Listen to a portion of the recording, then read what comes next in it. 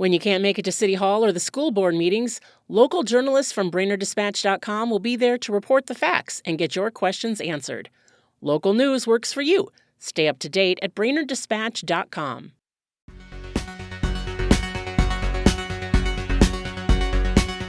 Good afternoon, Brainerd Lakes area. It's Thursday, February 26th. I'm Delynn Howard with your Brainerd Dispatch Minute, the weekday podcast of the Brainerd Dispatch, brought to you by Ray Boyne and Francis Law Firm, catching you up on the news of the Brainerd Lakes area.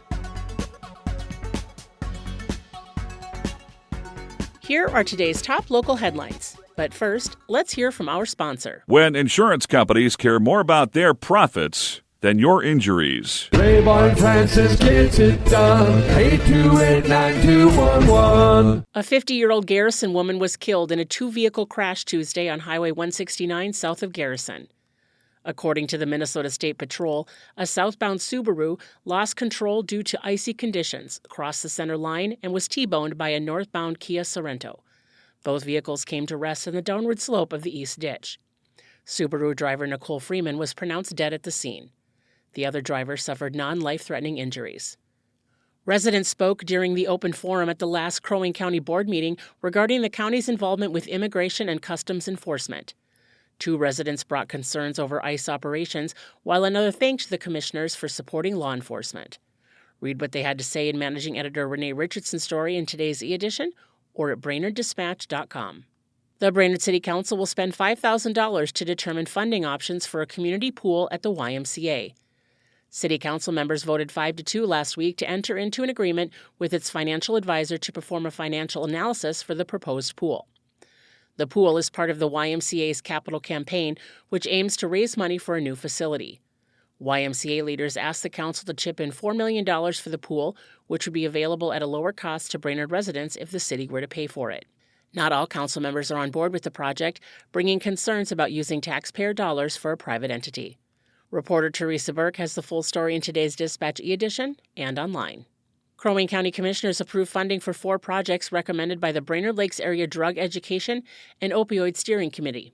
Programs funded include mental health support for community service and sheriff's office staff, youth scholarships for high school students, and a community corrections bike program.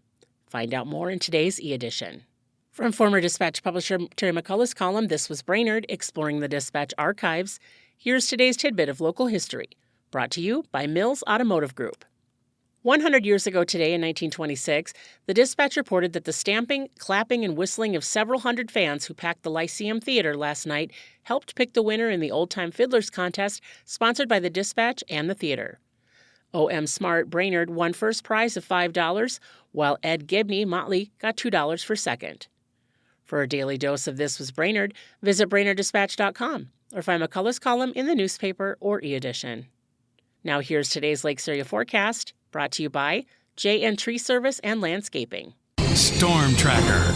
Happy Thursday, Brainerd Lakes area. More clouds to work with in the morning and then partial sunshine expected later on, with temperatures peaking at around 40 degrees, so much warmer than yesterday with a light southwest wind.